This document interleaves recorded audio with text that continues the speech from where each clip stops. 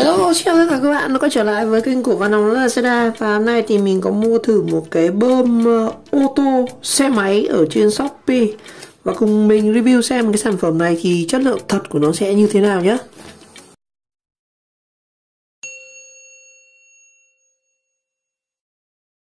Rồi đây, và là thông tin đơn hàng mình mua ở trên Shopee từ công ty Trường Sa cũng rất Việt Nam. Giá là 215.000 cái bơm này. Và mình mua sale xuống nó chỉ còn 180.800. Đó. Đây, chi tiết về cái bơm này. Ở trên Shopee thì đang bán với giá là 215.000. Đó. Đây hình ảnh cái bơm này. Rồi. Cái bơm đây là KTS14. Đây, thiết bị G20 này. Đây, cái bơm này bơm để cho ô tô nhá. Bơm chỉ có một xi lanh thôi.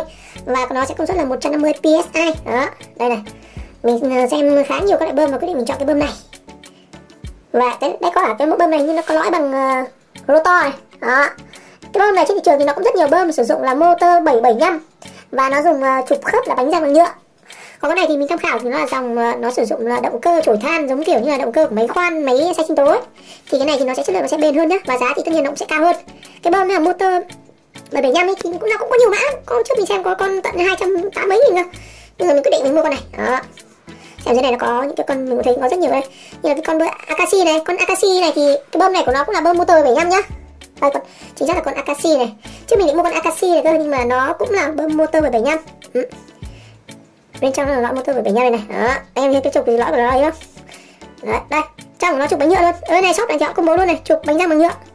Nên mình không thích, mà dù giá nó cũng rất là chất. Mình quyết định mua cái bơm xi lanh bằng cái này. Đó, tí mình sẽ làm luôn rồi. Và cũng rất nhiều rất nhiều feedback này. Đấy nhỉ? Quyết định mình sẽ mua chụp ảnh luôn. Thông số của nó đây. Thông số chi tiết của nó thì cũng đây, bơm 12V bơm được cho ô tô, xe máy. Nói chung là ô tô thì chúng ta chỉ bơm những cái xe mà xe nhỏ nhỏ nhá. Còn nếu mà xe tải lớn thì chắc không bơm được. Nói chung là những cái dòng xe đô thị chúng ta bơm được hết. Áp lực là 9,53, 150 PSI và dùng nguồn điện 12V qua tổ ô tô. Đó. Cái bơm này thiết kế làm cho ô tô, nó sẽ dùng tổng 12V. Nên như là muốn bơm cho xe máy chúng ta sẽ phải có cái nguồn rời, hoặc là chế nguồn nhá. Chắc là mình sẽ chế nguồn để bơm cho xe máy. Và đây không bơm này thì không bơm cho xe tải này. Đó, xe tải lớn dòng điện 24V. Tại vì điện của xe như đầu kéo nó dùng điện là 24V thôi, nên là bơm này sẽ không được. Mà nếu mà xe tải có phải dùng 2 xi lanh nó mới khỏe nhá. Đây, cường độ tối đa là 12A, lưu lượng là 27 lít một phút. Đây, thông số các kiểu đây. Con này cao 17, 90, 160 thì mình sẽ kiểm luôn. Rồi, bây giờ thì chúng ta sẽ mở hộp. Đấy là trên app. Và thực tế thì mình nhận đây.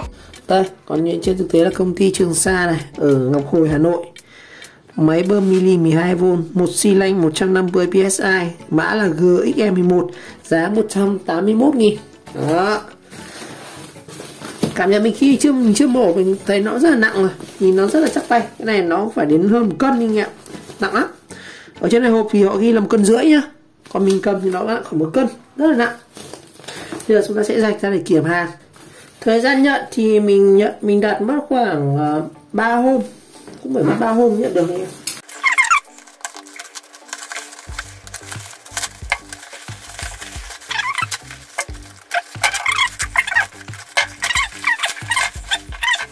Rồi, đây là bên ngoài của nó này. Mình thấy có một cái tem như kiểu tem phân phối. Nó là máy bơm một xi lanh 12V GXE11, thương hiệu là OM, xuất xứ thì Trung Quốc, thời hạn sử dụng thì lâu năm, trọng lượng là 1,4 cân.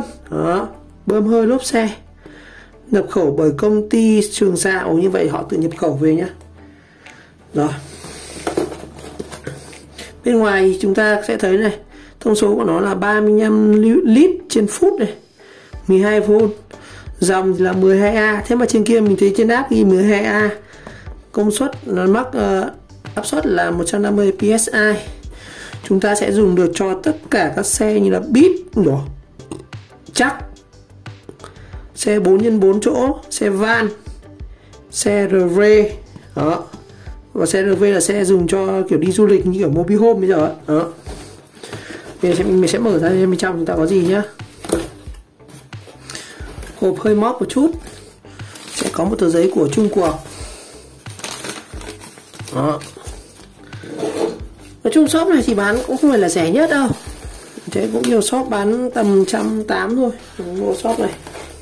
Ở đây trong phụ kiện này chúng ta có một cái này để bơm bóng bay, cái này để bơm bóng đá, còn cái này chắc để nối sang bơm cái gì, bơm xe đạp hay cái gì chả biết. có cái đầu chuyển ti này, có 3 cái. Ngoài ra chúng ta có cái hộp xốp cũng mỏng này, còn gỡ gỡ này. Nó có cái mùi cao su anh ạ. Đấy, mình xem trên hộp có cái gì không giới thiệu anh em nhá. Hết rồi, đi vào bơm rồi. Bơm thì chúng ta bọc trong túi ni lông, nặng lắm anh ạ. Cái bơm này cầm trên tay nó rất là chắc, không nhẹ hều như mấy cái bơm khác đâu. Bây giờ mở ra kiểu gì đây. Dây thì chúng ta sẽ dùng tẩu là 12V tẩu của ô tô nhá. Cái này nhìn nó gia công hơi xước này. Đó, chúng ta sẽ có cái đệm này, nặng lắm, nó chưa biết sử dụng như thế nào. Công tắc này, chưa biết gỡ dây ra kiểu gì. Đây, dây của nó khá là dài. Đây, dây lên ra tận đây cơ. Thế thì phải ẩn ra đây. Đây, dây điện của nó này. Cái đầu gói bơm thì họ quấn kiểu này. Đấy, rồi. Như vậy thì theo mình cái này chỉ là cái sách thôi, nó không mở ra được. Đó, đây bơm. Chúng ta sẽ có một cái đồng hồ bằng cơ, đồng hồ tầm bằng cơ.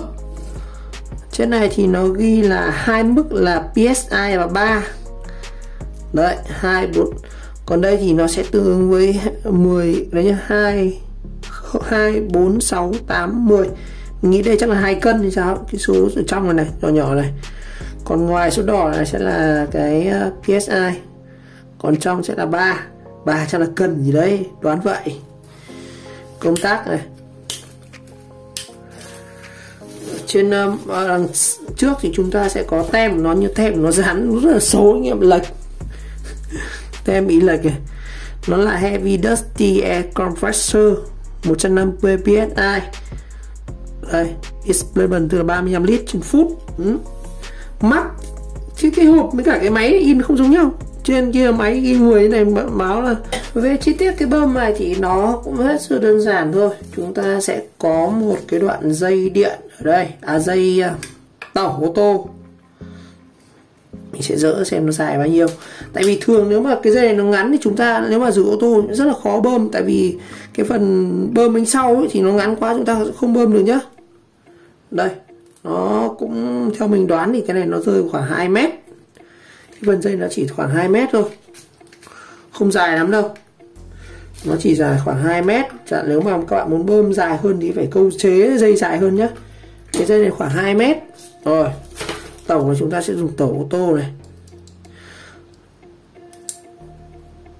Cái đầu thì cũng không đến nỗi là chắc chắn lắm rồi anh em ạ.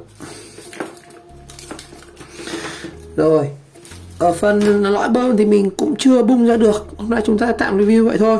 Nó cũng không có đèn báo nguồn gì, chỉ có cái công tắc on off ở đây.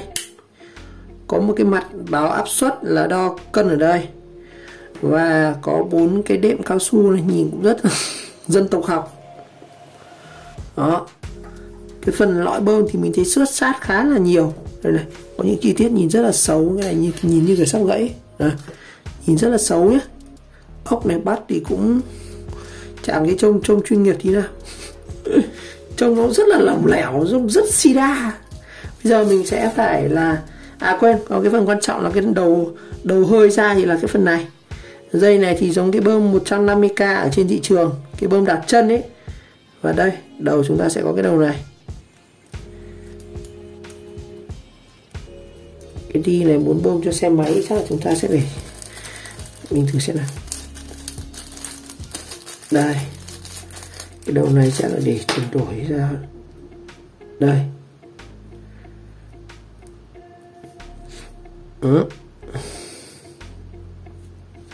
Nó có một đầu tí đồng nhá, nối ra này.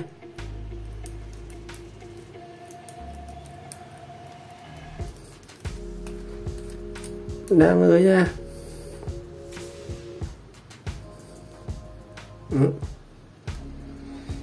Dùng cương này mình chưa biết dùng thế nào.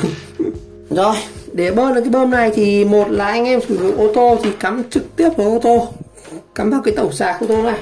Nhưng mình trả lời video ô tô mà đi. Nên mình sẽ sử dụng một cái phương pháp hơi nông dân học, chúng ta sẽ sử dụng bộ nguồn máy tính này chẳng hạn. Anh em có thể sử dụng bộ nguồn máy tính như này. Nguồn máy tính máy thùng ấy, anh em sẽ lấy cái dây vàng và đen của dây này, chúng ta trích ra cắm vào cái tàu kia là sạc được. Rồi, đây mình có một cái sạc cho LG. Con này thì dùng nguồn 12V 3,5A. Rồi, mình bắt đầu cắm điện vào nhá. Mình nói lại cách đấu nguồn này. Anh em trên cái củ mà cắm vào main này thì những cái dây vàng này sẽ là dây 12V này. Và chúng ta cần dây đen để nối mát này. Ở đây nó có một dây xanh như là cái dây công tắc của nguồn đấy, thì các bạn chập cái dây này vào đây. Dây đen với dây xanh này chập với bất kỳ dây đen trong này. Và mình sẽ kích sẵn hai cái đầu trỏ nguồn này. Mình sẽ lấy nguồn điện từ dây vàng này và một cái mát là dây đen. Đây, chúng ta sẽ có như này. Và mình sẽ bắt đầu cắm điện vào. Đây, cắm điện vào nguồn nhá. Đấy, các bạn cắm điện vào thì nguồn điện nó quay này. Cái nguồn này là nguồn rất xịn, nguồn của cây đồng hồ HP nên quạt nó rất là êm. Rồi, bây giờ chúng ta sẽ lấy điện để chúng ta thử cái ắc quy này. Cái này giống như kiểu dùng ra xá quy ấy. Rồi, chúng ta sẽ lấy dây đen kẹp vào mát ở đây. Rồi, và cái này chúng ta mình sẽ cắm vào đây. Chưa thấy nó chạy, về công tắc ở dưới nhá. Chạy nha anh em. Rồi, rất mạnh luôn. Nó rất mạnh, chạy được nhá. Rất mạnh. Tại vì cái nguồn nó rất khỏe, nó tận là 12A luôn, phù hợp với cái nguồn này luôn này. Chạy rất khỏe luôn. Mình thử lại nhá. Tại vì nếu cái máy bơm này dùng nguồn mà dòng thấp thì nó không đủ khỏe. Đây, mình sẽ thử lại nữa này. Chỉ phụ của anh không nhớ rồi. Đấy.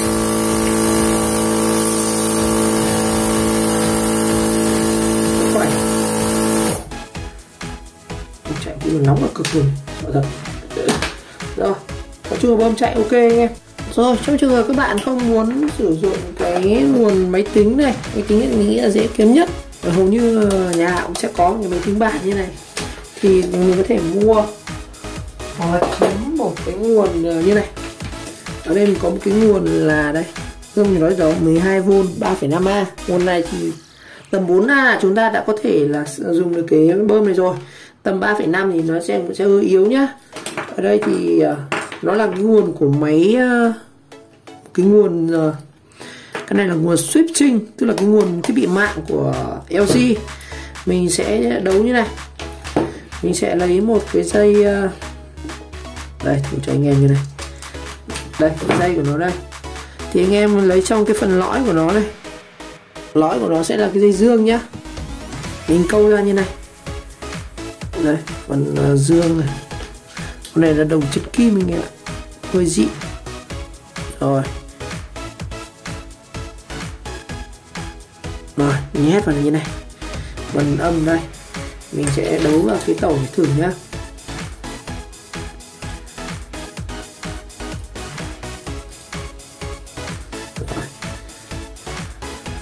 Để thử xem là cái này chạy được không nhé. Chắc là mình đoán là với 3,5A nó sẽ chạy được không. Rồi, để cắm điện. Con này thì nó dùng đây. Con này thì nó dùng điện là 220 vào đầu này. Cắm điện lên đèn. Kiểm tra dây có chập nha anh em. Kiểm tra sẽ lại có cái dây gì đây. À, dây này dây của thằng này thằng 12V 1A, chỉ tắt đèn thôi. Đây, mình cắm điện nhé. Đấy, nó sẽ lên đèn này. Nguồn này thì mình cầm thấy chắc chắn lắm, hàng của LG chính hãng luôn. Rồi, bây giờ chúng ta sẽ cắm vào đầu bơm này thôi. Đây, cắm vào bơm này. Mình thử bơm nhé. Đây, cái phần lõi của nó không chặt anh em ạ. Đây mình thử lại này.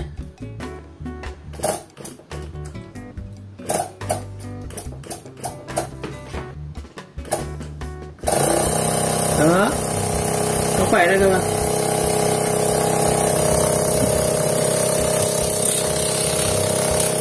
Đổ giấy đây.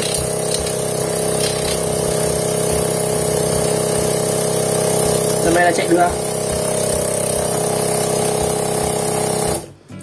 Ok.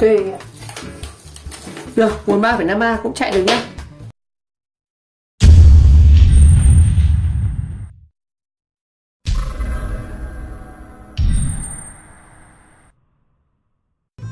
Rồi, và như vậy ngày hôm nay thì mình vừa mở hộp và review về cái chiếc máy bơm lốp xe một xi lanh.